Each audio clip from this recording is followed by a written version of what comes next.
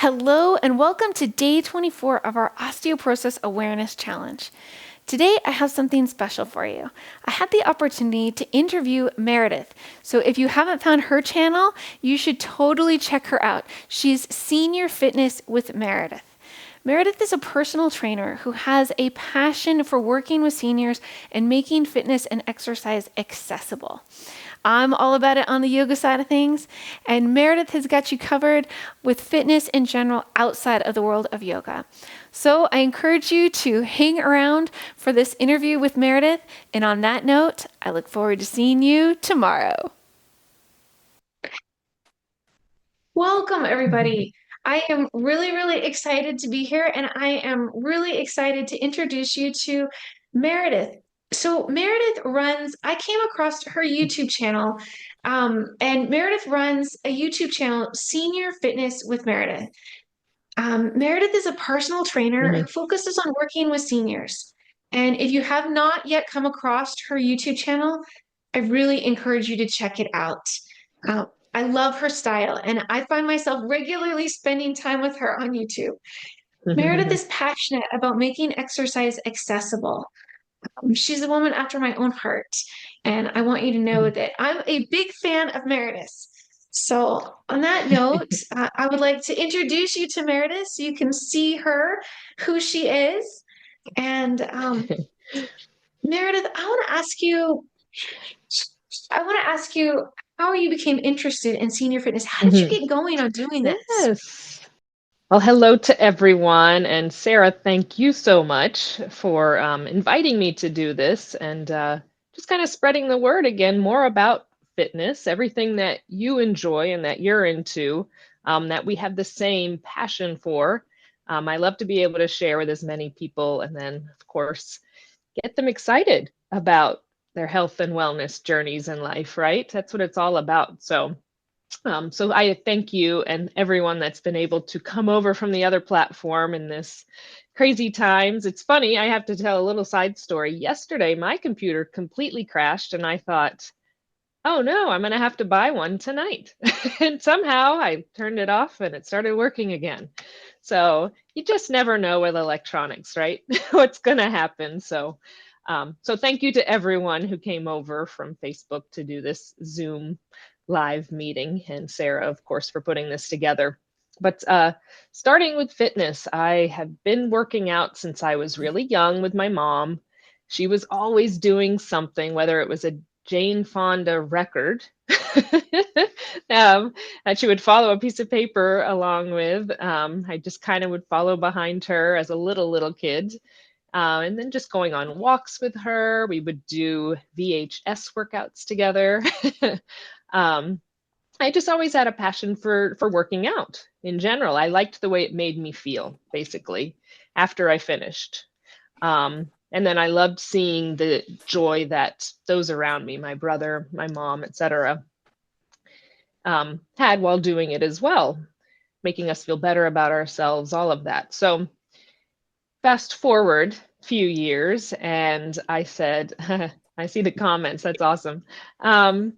And I really loved it. It was about 2008 or so. Some crazy things were going on in the world and economically. And I was like, I think I'll change up what I'm doing in life. Became a personal trainer because I was training friends of mine at the time, and they said you should do this. So got into it, started a business, and went from there and kept growing that business, doing boot camps, one-on-one training, small group training, etc. Running it out of my home at that time. One of my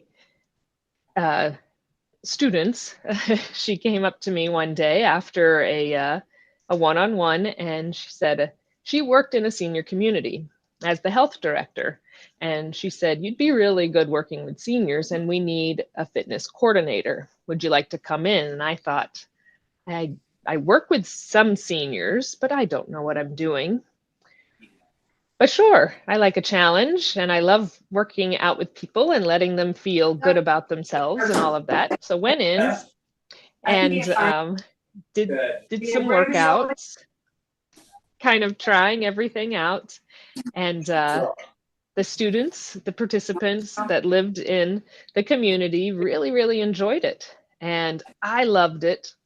It made me have to learn new ways because there wasn't anything out there that could teach you. They just don't have manuals on how to teach seniors, basically. You have to come up with it on your own and do a lot of research. So I started shadowing some PTs, some physical therapists, and just learning about the body in different ways, and came up with workouts, and they loved it. And I loved working with them, and that became my full on job and passion. So, yeah, that's how I got into it and working with seniors. I think it's really an amazing thing to think about. I had some of the training that I did when I became a yoga teacher, focused on working with older adults, and some of the suggestions and things that I learned in my trainings I haven't found overly productive or useful. And I think it takes Hmm. um, a desire to really help and to figure out what works, to look at every person and to Yeah. go, okay, that doesn't work. Okay, what's the overall goal here? How can we make this work in your body? And Hmm. that's something that I It's see going you to be doing safe. Good. that's tremendous. Yeah.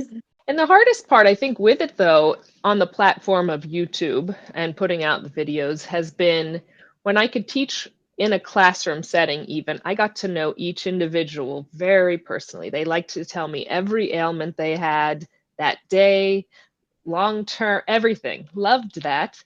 But I could keep an eye on people. So now making workouts for the masses, so to speak, you kind of have to change. That's why I had to make them into beginner, intermediate, advanced. So someone could, in their head, hopefully, let go of their ego and say, this is where I'm at today. I'm going to do this type of workout. This would benefit my body the most and keep it safest.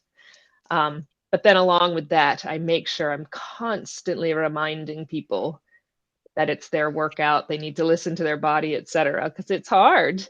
Yeah, because you don't want anyone to get hurt doing a workout, even if it's anyone could get hurt doing any type of workout, right? Could be seated, could be very slow paced, could just be a balance workout. Something could happen. So that part's been challenging.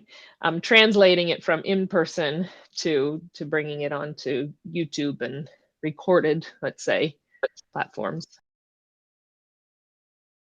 I think that there's definitely a need to continually express this is find a way to make this work in your body. All exercises may not be appropriate for everyone, and feel Mm, free to adapt from here. But I think that you're showing a lot of ways of doing things that are really helpful for many people, and that's a mm, beautiful thing. What are yeah. some of the challenges that you see seniors facing with fitness in general? I think the biggest challenge is there's just not enough people that want to learn about it to teach it and teach it correctly. To Yes. say something's beginner for a senior, basically like what you said, and you go and watch it, or you look at something in a book and go, no, I hope nobody sees this and ever tries to do this because it's just not safe for the body. Um, I think there's still that mentality, no matter what age it is, that especially coming from providers, companies, etc., it's more of the image and what that picture looks like. And that does catch our eye, no matter what age we are.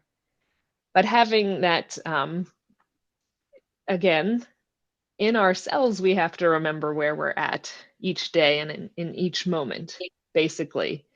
So I think that that's the biggest challenge for seniors is to realize where they are right now and be okay with that and don't buy into these things that may not be safe for them, because that's all that it seems to be a lot of it out there. Whether it's products that cost a lot of money, personal trainers that you pay an arm and a leg for, but they still don't know how to train a senior adult body correctly, or different ailments, etc. So yeah, that's the hardest part. And it's disheartening talking with seniors and they you know, let you know how much money they've spent or how they got injured doing something, or they just can't find anything that fits them until they hit upon something like mine or yours, and they go, finally, someone who cares and understands. Yeah. Where there's something where there's a willingness to adapt. Um, as you were describing Mm-hmm. that, it left me thinking about how there are programs out there. There are so where my audience is focused on bone health and improving bone health, there are programs out there, but they don't necessarily adapt for what if you can't get down to the floor? What if you have arthritis or a problem in your knee or something else that's like that? And when I found your Mm-hmm. channel, I found myself thinking, okay, here it is. It's like it's all laid out, and this is from a perspective. Not everybody likes to do yoga. Not everybody is going to want to do this with me. And you Right, got right. some like out there offering other choices and options and accessible exercise that can be adapted in safe ways. And I thought I have to share this. This is so exciting. Yeah. So the next No, the next no, I question. appreciate that. Yeah, great comment. We will never forget Yes. you. I think that that's the saddest part. It's a generation that is almost forgotten because we like the image of everything, right? So kids are all younger people. I shouldn't say kids. I call them kids, and I've got them in that age that they look at things all day long, devices, and see little perfect images of fake things. And seniors are what can teach us the most about the world, about ourselves, etc. So it's really sad that they are forgotten in many ways. So we'll never forget you.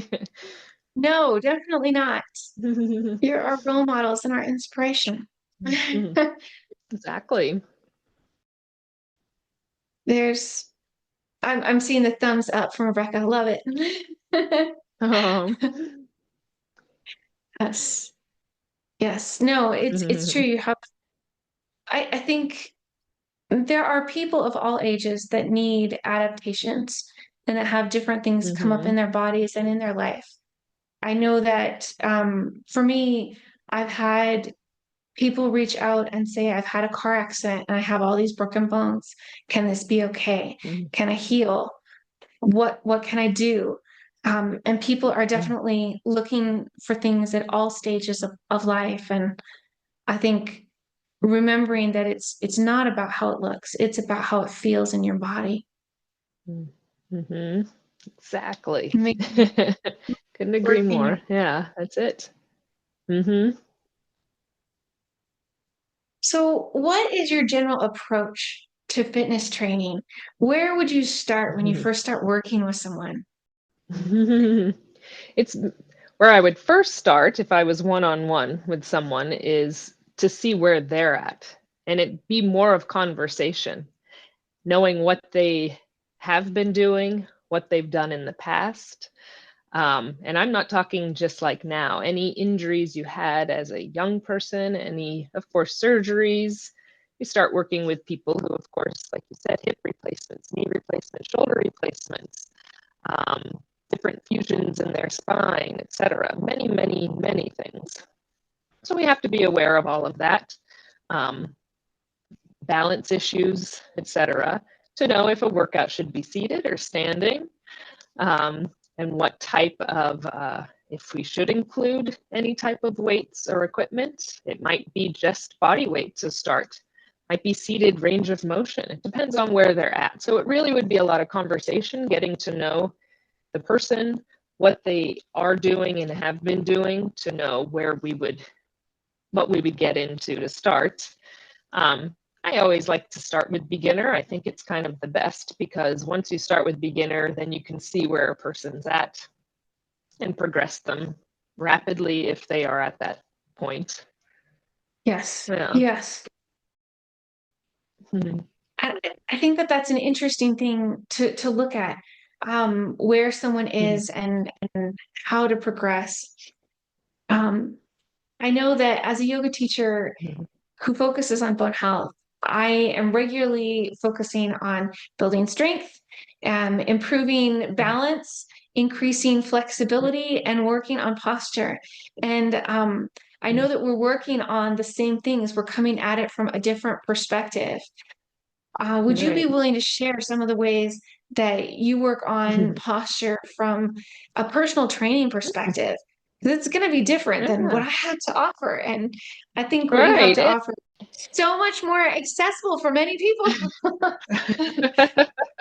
Well, it's probably very similar. That's what's funny because when I think of posture, that's one of my first cues when I start any type of class, whether it's cardio, strength training, some type of fun hit, seated, standing, balance, core work, anything. It is, let's talk about our posture. Where are we at? So strong, straight spine, shoulders rolled back, almost feeling as if you're puffing out your chest. I always say nice and proud, feeling nice and proud. And relax one big shoulder roll, release the shoulder blades down the spine. And then just making sure you're almost keeping the abdominals slightly engaged the entire time. So sucking them slightly in, sitting nice and tall if you are in your chair, scooching to the front of the chair, and trying to maintain that throughout the workout and throughout your day. It's kind of a big, and I'll constantly remind posture cues. Strong straight spine, tight core, relax the shoulders, crown of the head up towards the sky because we all want to look at our feet to make sure they're still there. They are. I guarantee they're still there. So yeah, those are my biggest cues that I give. As far as making sure we're working certain muscles, of course, always focusing on keeping the core engaged. So working the abdominals and the lower back. Upper back is very important, and chest because we want to open up. So if we get those strong upper back muscles, we'll open up more rather than that curving in that we happen to get. And so yeah, those are my main. Main But ways yeah, it's a of, constant reminder. Yes, exactly. yes, yes. Are there ways of working on strength seated? Do you have Yes. Yeah, so even without equipment, I mean, being able to just do a nice slow march while you're seated in your chair, slowly lifting your feet up off of the ground and releasing it down. Not only are you working your lower body, those quadricep muscles, but think about your lower abdominals engaging every time that foot comes up off of the ground, right? you can As we feel it? keep our nice, good posture. Yes. Heel raises, again, just range of motion and bending at the elbow joint, tapping our shoulder, releasing back to our lap. If we have limited range of motion, we may be in a wheelchair or chair with arms. We don't have a lot of range of motion, maybe. Small movements, even just with body weight. I think we just don't give ourselves enough credit of what we can do and what gravity can do for us. it's it's a good resource if we don't have equipment, or grabbing a couple of soup cans, water bottles. Don't have to spend a lot of money and go out to buy equipment in the beginning when we're just getting started and learning about our bodies, our range of motion, and how our muscles work. But strength training is so important as well as we age, especially to keep our independence. Yeah. Maintaining strength, muscle mass for Yes. bone health. That'd be a big Yes, thing. exactly. It's so interesting thinking about how that works. I can feel it lifting a foot up and coming into a march. I can really feel that. Uh-huh. Isn't something Right. that I do a lot of as a yoga teacher. And I can feel that. I can see it. It's like, oh, And you can hey, feel, that's really good. uh-huh. I know. That's the most fun too. I always like to tell people, even like on your abdominals, or put your hands on your quadriceps and feel the muscle engage. Feel what you're working. Um, sucking in your belly and trying to feel those muscles. Or when you're doing a curl, putting your hand on the bicep muscle and just finding those muscles. Brain And body connection is so important when we're doing, especially, I believe, especially during our strength training, because it really makes that muscle work even more when we know what we're working. Yes, yes. No, Yeah. that's fabulous. That's really fabulous. Mhm. Are you okay if I open this up for some questions? Yes, I love that. Great. Ladies, do you have any questions that you would like to ask Meredith, either from unmuting and asking or from putting it in the chat? We'll take both.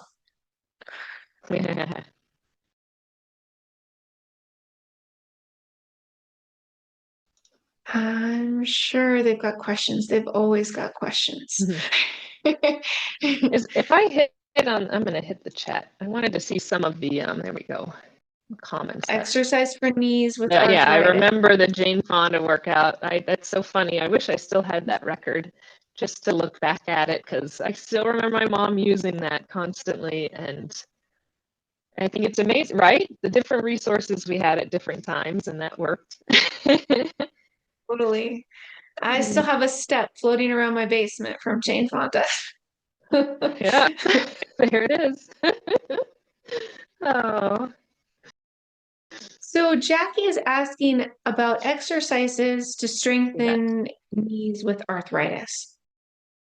I have a video that I did using bands, and it's something I'll incorporate bands, whether they're long flat bands or fixed circle bands. I like them a lot, use them a lot in PT.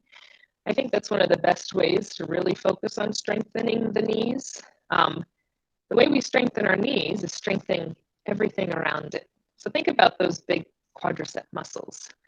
Think about working your hamstrings, the back of your legs, your calf muscles. I mean, working everything in the lower body. We don't strengthen the knee. The knee's the joint, right? Think about everything around it. Um, so yeah, using a circle band, maybe you put that on your thighs and you would lengthen your leg out and then bend it back down. So doing that is going to, of course, get that range of motion, not only in the knee joint, but strengthening the quadricep. That's one thing you could do. If you don't have a band and you don't have any equipment, say, placing your hands on your lap and doing that slow march, again, you're strengthening the quadricep. And that's what we're working on. You could even press down a little bit to add resistance with your own body. Or again, grabbing equipment. Maybe you've got a book you can put on one thigh, do one side, right side, then left side. That's interesting. But yeah, those I, circle I'm bands are great. I am pressing down with my hands now, and I have to try this out as you're Feel describing the it. I difference. can. Mhm. And it works your upper body too, because you're pressing down. So those muscles are staying contracted the entire time as well. So, and your core is engaging. The little things we could do throughout the day. I always say, take a time if you have a phone that you keep with you, which most people do at any age now. Set a reminder for at least every hour, if not more, because a lot of times we do get very sedentary throughout the day, whether we're at our computer or on our couch watching our programs. Um, Set a reminder to not only get up if you still can stand, do a little stand up, sit down if you have that ability, or just do some seated marches and take a sip of water. And then reset that timer. I think that's a really good idea. It's something that we should all do. I'm thinking about people who are still working, people who are at home, that every hour to get up Mm-hmm. and move, even just a little bit. Yes, even just a little. Yeah. Doing what you can. If you have 2 minutes, if you have five, that's great. March in place, walk up and down the hall. Again, if you aren't able to stand up, just get movement throughout your body while you're seated. Yeah, wake it up. It's so important, right, to get the blood going. It helps the brain, keeping the body engaged. And again, I'm real big on hydration, so making sure you take a sip of water if because we don't get enough of that, especially as we age. Yes, yes, water. Water is a Yes. wonderful thing. So I can see another question. There it Sue's goes. asked, what about Mm. exercise to strengthen the spine, either with hand weights or resistance bands? Mm. What are some ways to go about doing that? So I always think about upper back, lower back. So if we have, we'll say a band. So if we were holding a long resistance band out in front of us and we pulled it back while bending at the elbows and then lengthening the arms back out, really squeezing the scapula together, the upper back, really focusing on that. So you're going to strengthen the upper back, everything around that. Yes.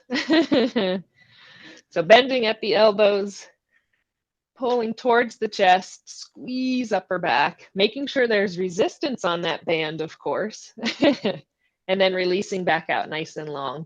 Shoulders relaxed and down, keeping the length in the spine, core pulled in tight, squeeze back. And again, doing this, if anybody's watching and you don't have the band, even just do the movement.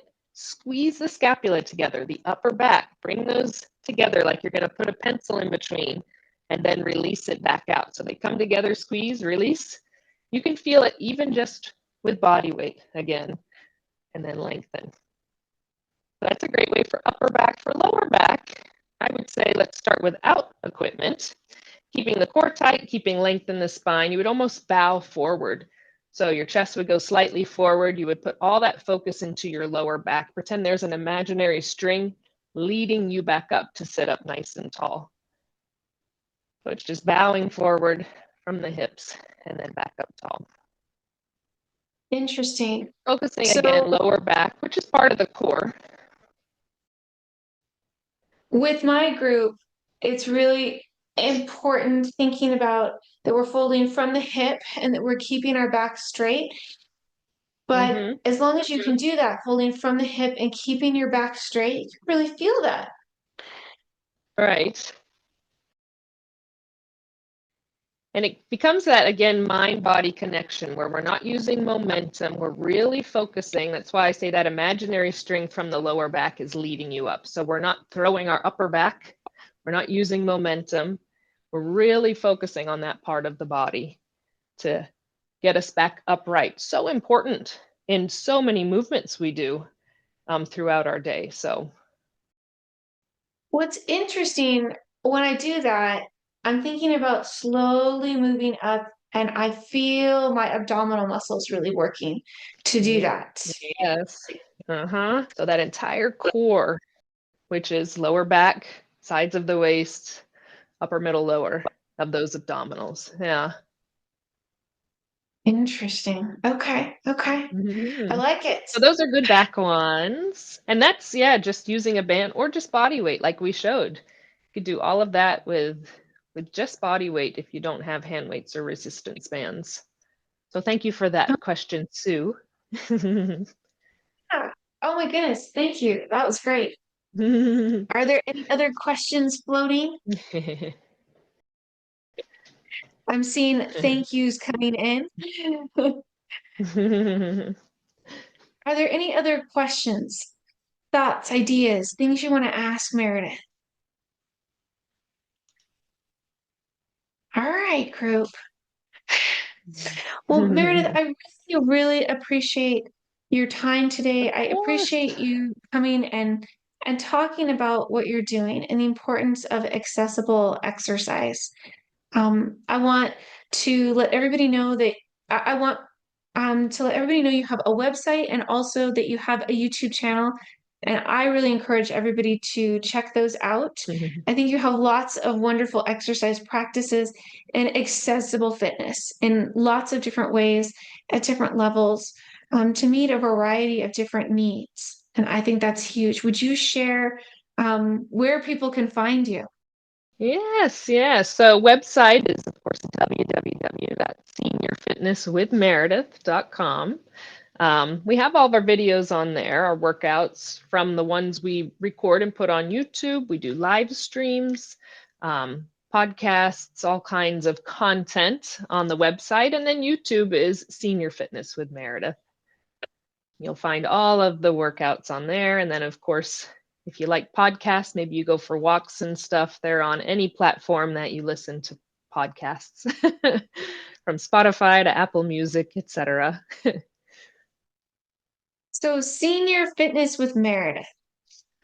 Yes. That's right. Senior Fitness with Meredith. It's for everyone, but I really gear towards, again, seniors because, again, it's just we don't give them enough attention. And so I feel so privileged, like you and I have talked about, Sarah, that we're able to do this and reach people and help them in any way that we can, right? Knowing that hopefully all of our viewers always know we are open to questions and comments and thoughts. And yeah. Yes. Yes. Thank you so much. I Of appreciate it. course. I am going to take the recording and put it up on Facebook, and then I will also share it on YouTube. I appreciate everyone's flexibility today with our tech hiccups. uh, no, So this was awesome. I thank you so much, Sarah, for we both have a passion for helping people, and I appreciate you searching me out and would be welcome to doing this anytime you ask. So thank you. thank you so much. I really appreciate it. Thank We'll go see your page, you to Meredith. everyone who joined. Comment. Yes. Thank you to everyone who Thank you. asked questions. That's awesome. So thank you all so much. Until next time. All right.